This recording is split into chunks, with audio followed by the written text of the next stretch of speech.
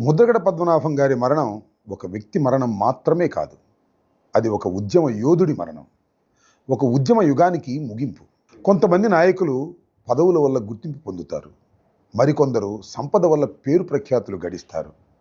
కానీ అత్యంత అరుదుగా కొందరు మాత్రమే తమ వ్యక్తిత్వం, తమ పట్టుదల, తమ ఆత్మగౌరవాల వల్ల చరిత్రలో చిరస్థాయిగా నిలిచిపోతారు. అలాంటి అరుదైన మహనీయుల్లో ముద్రగడ పద్మనాభం గారు ఒకరు. ఆయన జీవితంలో ఎన్నో ఒడిదుడుకులు ఎదురయ్యాయి. ఉద్యమం చేస్తున్న రోజుల్లో ప్రభుత్వం నుంచి ఎన్నో ఇబ్బందులు, అవమానాలు, విమర్శలు ఎదుర్కొన్నారు. అయినప్పటికీ తాను నమ్మిన సిద్ధాంతం విషయంలో ఒక్క అడుగు కూడా వెనక్కు వేయకుండా నిలబడిన దృఢ సంకల్పమే ఆయన వ్యక్తిత్వానికి ప్రతీకగా నిలిచింది. అందుకే ప్రజలు ఆయనను కేవలం రాజకీయ నాయకుడిగా కాదు, ఆత్మగౌరవానికి ప్రతీకగా గుర్తుంచుకుంటారు. ఆయన జీవితం ప్రతి ఒక్కరికి ఒక గొప్ప సందేశాన్ని ఇస్తుంది. పరిస్థితులు ఎంత ప్రతికూలంగా ఉన్నా తాను నమ్మిన ఆశయం కోసం నిలబడే ధైర్యం ఉండాలని ఆయన తన జీవితంలో నిరూపించారు. విజయాలు, అపజయాలు ప్రతి మనిషి జీవితంలోనూ సహజం. కానీ తాను నమ్మిన సిద్ధాంతం కోసం జీవితాన్ని అంకితం చేయడం, ఒత్తిళ్లకు తలవంచకుండా నిలబడటం అందరికీ సాధ్యం కాదు. అదే ఆయనను అసాధారణ వ్యక్తిగా నిలబెట్టింది. కాపు సామాజిక వర్గానికి రిజర్వేషన్లు కల్పించాలనే డిమాండ్తో ముద్రగడ పద్మనాభం గారు చేపట్టిన ఉద్యమం రాష్ట్ర రాజకీయ చరిత్రలో ఒక ప్రత్యేక అధ్యాయం. ఎన్నికల సమయంలో కాపులను బీసీల జాబితాలో చేరుస్తానని ప్రత్యేక కమిషన్ ఏర్పాటు చేసి నిర్ణయం తీసుకుంటామని ఇచ్చిన హామీ అమలు కాకపోవడంతో ఆ హామీని నిలబెట్టాలని ఆయన ప్రజా ఉద్యమాన్ని ప్రారంభించారు. ఆ ఉద్యమంలో ఆయన ఎదుర్కొన్న కష్టాలు వర్ణనాతీతం. కిర్లంపూడిలో తన నివాసంలో నిరాహార దీక్ష చేస్తుండగా ఆయనను అరెస్టు చేశారు. అరెస్టు తీరు అనంతరం ఆయన కుటుంబ సభ్యుల పట్ల జరిగిన వ్యవహారం అప్పట్లో రాష్ట్రవ్యాప్తంగా తీవ్ర చర్చకు దారితీసింది. ఆ ఘటన ఉద్యమానికి మరింత ప్రజా మద్దతును తీసుకొచ్చింది. ఆ సమయంలో హైదరాబాద్ హోటల్ హయత్తులో కాపుల సమావేశం నిర్వహించబడింది. ఆ సమావేశంలో దాసరి నారాయణరావు గారు, చిరంజీవి గారు, బొత్స సత్యనారాయణ గారు, పల్లంరాజు గారు, సి రామచంద్రయ్య గారు, కన్నబాబు గారు, మేమందరం కలిసి ఆ సమావేశంలో పాల్గొన్నాం. ఆ సమావేశంలో సుదీర్ఘంగా చర్చించిన తరువాత దాసరి నారాయణరావు గారు ఒకే ఒక్క మాట చెప్పారు. ఆనాడు వంగవీటి మోహన రంగారావు గారిని కోల్పోయాము, కానీ ఇవాళ ముద్రగడ పద్మనాభాన్ని కోల్పోవడానికి మేము సిద్ధంగా లేము, ఖబర్దార్ చంద్రబాబు అని హెచ్చరించారు. ఆ హెచ్చరికతో చిరంజీవి గారు కూడా మాట కలిపారు. ఆ తర్వాత చంద్రబాబు ప్రభుత్వం దిగి వచ్చింది. ముద్రగడ పద్మనాభం గారిని హింసించుకోకుండా వెంటనే విడుదల చేసింది. అది ఒక వ్యక్తి విజయం మాత్రమే కాదు, ప్రజాస్వామ్య పోరాటానికి లభించిన విజయంగా చరిత్రలో నిలిచిపోయింది. అందుకే ఈరోజు ఒక ప్రశ్న తలెత్తుతోంది. ఆయన జీవించి ఉన్నప్పుడు ఆయన మాట వినకుండా ఆయన ఉద్యమాన్ని అణిచివేయడానికి ప్రయత్నించిన వారే ఆయన మరణించిన తరువాత అధికార లాంఛనాలతో వీడ్కోలు ఇవ్వాలని ముందుకు రావడం ఎంతవరకు సమంజసం ఇది? ముద్రగడ పద్మనాభం గారు తన జీవితమంతా ఆత్మగౌరవాన్ని అత్యున్నత విలువగా భావించారు. తన చివరి రోజుల్లో కూడా కొన్ని విషయాలపై తన అభిప్రాయాన్ని స్పష్టంగా వెల్లడించారు. అదే నేపథ్యంలో కుటుంబ సభ్యులు కూడా అధికార లాంఛనాలు అవసరం లేదని బహిరంగంగా ప్రకటించారు. కుటుంబం స్పష్టమైన నిర్ణయం ప్రకటించిన తరువాత కూడా ప్రభుత్వ యంత్రాంగం అక్కడికి వెళ్ళడం ఎందుకు? కుటుంబ సభ్యుల మనోభావాలను గౌరవించడం ప్రజాస్వామ్య బాధ్యత కాదా? ఒక కుటుంబం తీసుకున్న నిర్ణయాన్ని గౌరవించకుండా వ్యవహరించడం వల్ల ఎలాంటి సందేశం సమాజానికి వెళ్తుంది? ముద్రగడ పద్మనాభం గారు ఎంత దృఢమైన వ్యక్తిత్వం కలిగిన వాడో అందరికీ తెలుసు. ఆయన ఒకసారి నిర్ణయం తీసుకుంటే దానిపై చివరి వరకు నిలబడే మనిషి.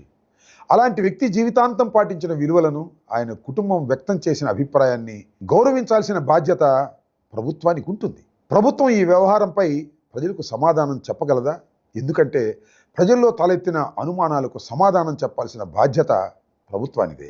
ముద్రగడ పద్మనాభం గారి కుటుంబ సభ్యులు కోరుకున్న విధంగానే అంతిమ కార్యక్రమం ప్రశాంతంగా జరగాలని మేము కోరుకున్నాం. ఆయన ఆత్మకు శాంతి చేకూరాలని భావించాం. అనవసర జోక్యాన్ని మేము వ్యతిరేకించాం. దానికోసం మాపై కేసులు పెట్టినా మేము చట్టబద్ధంగానే వాటిని ఎదుర్కొంటాం.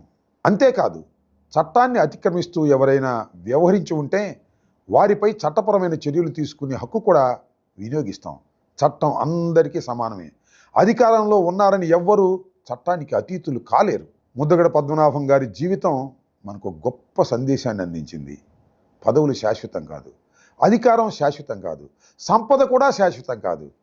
కానీ ఆత్మగౌరవం కోసం చేసిన పోరాటం మాత్రం చరిత్రలో శాశ్వతంగా నిలిచిపోతుంది. ముద్రగడ పద్మనాభం గారు భౌతికంగా మన మధ్యన లేకపోయినా ఆయన చూపిన ధైర్యం, పట్టుదల, నిబద్ధత, ఆత్మగౌరవం కోసం చేసిన పోరాటం తరతరాలకు స్ఫూర్తిగా నిలుస్తూనే ఉంటుంది. అదే ముద్రగడ పద్మనాభం గారికి మనం అర్పించే నిజమైన నివాళి. ముద్రగడ పద్మనాభం గారి మరణం ఒక వ్యక్తి మరణం మాత్రమే కాదు, అది ఒక ఉద్యమ యోధుడి మరణం, ఒక ఉద్యమ యుగానికి ముగింపు. కొంతమంది నాయకులు పదవుల వల్ల గుర్తింపు పొందుతారు, మరికొందరు సంపద వల్ల పేరు ప్రఖ్యాతులు గడిస్తారు. కానీ అత్యంత అరుదుగా కొందరు మాత్రమే తమ వ్యక్తిత్వం, తమ పట్టుదల, తమ ఆత్మగౌరవాల వల్ల చరిత్రలో చిరస్థాయిగా నిలిచిపోతారు. అలాంటి అరుదైన మహనీయుల్లో ముద్రగడ పద్మనాభం గారు ఒకరు. ఆయన జీవితంలో ఎన్నో ఒడిదుడుకులు ఎదురయ్యాయి. ఉద్యమం చేస్తున్న రోజుల్లో ప్రభుత్వం నుంచి ఎన్నో ఇబ్బందులు, అవమానాలు, విమర్శలు ఎదుర్కొన్నారు. అయినప్పటికీ తాను నమ్మిన సిద్ధాంతం విషయంలో ఒక్క అడుగు కూడా వెనక్కు వేయకుండా నిలబడిన దృఢ సంకల్పమే ఆయన వ్యక్తిత్వానికి ప్రతీకగా నిలిచింది. అందుకే ప్రజలు ఆయనను కేవలం రాజకీయ నాయకుడిగా కాదు, ఆత్మగౌరవానికి ప్రతీకగా గుర్తుంచుకుంటారు. ఆయన జీవితం ప్రతి ఒక్కరికి ఒక గొప్ప సందేశాన్ని ఇస్తుంది. పరిస్థితులు ఎంత ప్రతికూలంగా ఉన్నా తాను నమ్మిన ఆశయం కోసం నిలబడే ధైర్యం ఉండాలని ఆయన తన జీవితంలో నిరూపించారు. విజయాలు, అపజయాలు ప్రతి మనిషి జీవితంలోనూ సహజం. కానీ తాను నమ్మిన సిద్ధాంతం కోసం జీవితాన్ని అంకితం చేయడం, ఒత్తిళ్లకు తలవంచకుండా నిలబడటం అందరికీ సాధ్యం కాదు. అదే ఆయనను అసాధారణ వ్యక్తిగా నిలబెట్టింది. కాపు సామాజిక వర్గానికి రిజర్వేషన్లు కల్పించాలనే డిమాండ్తో ముద్రగడ పద్మనాభం గారు చేపట్టిన ఉద్యమం రాష్ట్ర రాజకీయ చరిత్రలో ఒక ప్రత్యేక అధ్యాయం. ఎన్నికల సమయంలో కాపులను బీసీల జాబితాలో చేరుస్తానని ప్రత్యేక కమిషన్ ఏర్పాటు చేసి నిర్ణయం తీసుకుంటామని ఇచ్చిన హామీ అమలు కాకపోవడంతో ఆ హామీని నిలబెట్టాలని ఆయన ప్రజా ఉద్యమాన్ని ప్రారంభించారు. ఆ ఉద్యమంలో ఆయన ఎదుర్కొన్న కష్టాలు వర్ణనాతీతం.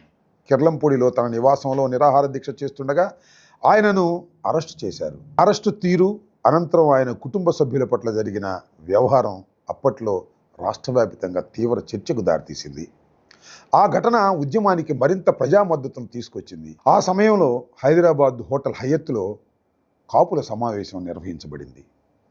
ఆ సమావేశంలో దాసరి నారాయణరావు గారు, చిరంజీవి గారు, బొత్స సత్యనారాయణ గారు, పల్లంరాజు గారు, సి రామచంద్రయ్య గారు, కన్నబాబు గారు, మేమందరం కలిసి ఆ సమావేశంలో పాల్గొన్నాం. ఆ సమావేశంలో సుదీర్ఘంగా చర్చించిన తరువాత దాసరి నారాయణరావు గారు ఒకే ఒక్క మాట చెప్పారు. ఆనాడు వంగవీటి మోహన రంగారావు గారిని కోల్పోయాం, కానీ ఇవాళ ముద్రగడ పద్మనాభాన్ని కోల్పోవడానికి మేము సిద్ధంగా లేము, ఖబర్దార్ చంద్రబాబు అని హెచ్చరించారు. ఆ హెచ్చరికతో చిరంజీవి గారు కూడా మాట కలిపారు. ఆ తర్వాత చంద్రబాబు ప్రభుత్వం దిగి వచ్చింది. ముద్రగడ పద్మనాభం గారిని హింసించుకోకుండా వెంటనే విడుదల చేసింది. అది ఒక వ్యక్తి విజయం మాత్రమే కాదు, ప్రజాస్వామ్య పోరాటానికి లభించిన విజయంగా చరిత్రలో నిలిచిపోయింది. అందుకే ఈరోజు ఒక ప్రశ్న తలెత్తుతోంది. ఆయన జీవించి ఉన్నప్పుడు ఆయన మాట వినకుండా ఆయన ఉద్యమాన్ని అణిచివేయడానికి ప్రయత్నించిన వారే ఆయన మరణించిన తరువాత అధికార లాంఛనాలతో వీడ్కోలు ఇవ్వాలని ముందుకు రావడం ఎంతవరకు సమంజసం ఇది? ముద్రగడ పద్మనాభం గారు తన జీవితమంతా ఆత్మగౌరవాన్ని అత్యున్నత విలువగా భావించారు. తన చివరి రోజుల్లో కూడా కొన్ని విషయాలపై తన అభిప్రాయాన్ని స్పష్టంగా వెల్లడించారు. అదే నేపథ్యంలో కుటుంబ సభ్యులు కూడా అధికార లాంఛనాలు అవసరం లేదని బహిరంగంగా ప్రకటించారు. కుటుంబం స్పష్టమైన నిర్ణయం ప్రకటించిన తరువాత కూడా ప్రభుత్వ యంత్రాంగం అక్కడికి వెళ్ళడం ఎందుకు? కుటుంబ సభ్యుల మనోభావాలను గౌరవించడం ప్రజాస్వామ్య బాధ్యత కాదా? ఒక కుటుంబం తీసుకున్న నిర్ణయాన్ని గౌరవించకుండా వ్యవహరించడం వల్ల ఎలాంటి సందేశం సమాజానికి వెళ్తుంది? ముద్రగడ పద్మనాభం గారు ఎంత దృఢమైన వ్యక్తిత్వం కలిగిన వాడో అందరికీ తెలుసు. ఆయన ఒకసారి నిర్ణయం తీసుకుంటే దానిపై చివరి వరకు నిలబడే మనిషి. అలాంటి వ్యక్తి జీవితాంతం పాటించిన విలువలను, ఆయన కుటుంబం వ్యక్తం చేసిన అభిప్రాయాన్ని గౌరవించాల్సిన బాధ్యత ప్రభుత్వానికి ఉంటుంది. ప్రభుత్వం ఈ వ్యవహారంపై ప్రజలకు సమాధానం చెప్పగలదా? ఎందుకంటే ప్రజల్లో తలెత్తిన అనుమానాలకు సమాధానం చెప్పాల్సిన బాధ్యత ప్రభుత్వానిదే. ముద్రగడ పద్మనాభం గారి కుటుంబ సభ్యులు కోరుకున్న విధంగానే అంతిమ కార్యక్రమం ప్రశాంతంగా జరగాలని మేము కోరుకున్నాం. ఆయన ఆత్మకు శాంతి చేకూరాలని భావించాం. అనవసర జోక్యాన్ని మేము వ్యతిరేకించాం. దానికోసం మాపై కేసులు పెట్టినా మేము చట్టబద్ధంగానే వాటిని ఎదుర్కొంటాం.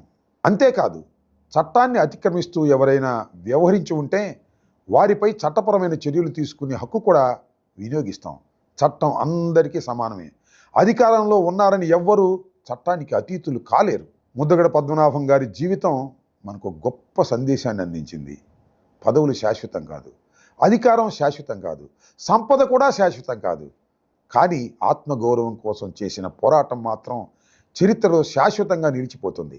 ముద్రగడ పద్మనాభం గారు భౌతికంగా మన మధ్యన లేకపోయినా ఆయన చూపిన ధైర్యం, పట్టుదల, నిబద్ధత, ఆత్మగౌరవం కోసం చేసిన పోరాటం తరతరాలకు స్ఫూర్తిగా నిలుస్తూనే ఉంటుంది.